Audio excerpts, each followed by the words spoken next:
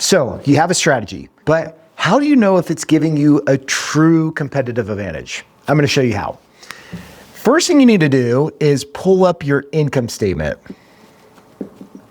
also known as your P&L. Now, I'm going to walk you through all the line items here. I'm going to keep it at a very high level so you know exactly how to do this in your business, and you'll determine very quickly whether or not your strategy is working. So the first line item that we have on the income statement is revenue. This represents all the income that is generated from selling your products and services.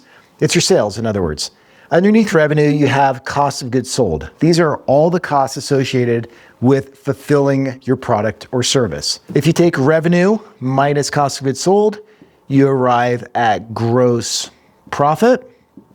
But we're not done yet because we also have to account for your operating expenses. OpEx for short. This is your overhead, all your selling, general, and administrative cost. And then if you take gross profit and you subtract out your operating expense, you will arrive at this line item right here, operating profit.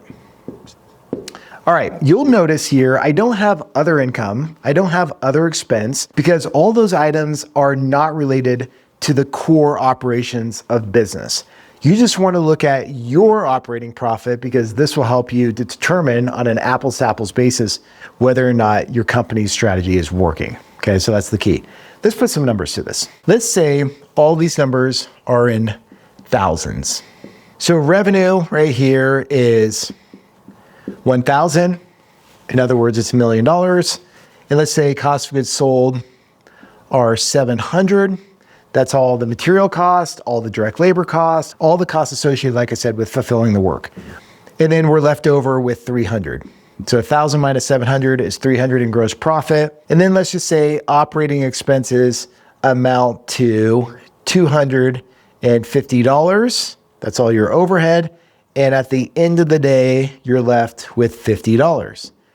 Okay, let's put this in a percentage format. So if we take all these line items and we divide them by revenue, then we can express this as a percentage of revenue.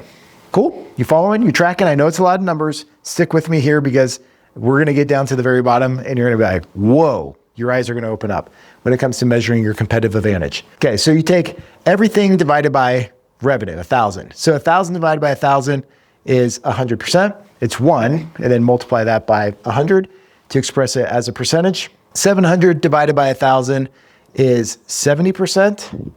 And then 100 minus 70 is 30. You do that, or take 300 divided by 1,000, same thing. We'll get you there. And then 250 divided by 1,000 is 25%. See, I like simple numbers. Good thing I didn't choose some random numbers, or it made the math a lot more difficult. And then 50 divided by 1,000 is 5%. Okay, this is where you start to measure your competitive advantage. So what you'll do next is you'll get a benchmark. And if you're like, I don't know a benchmark, you could go to our website down below, check out the link in the description, and we have some benchmarks on the website to get you started. But let me just give you an example here of a benchmark.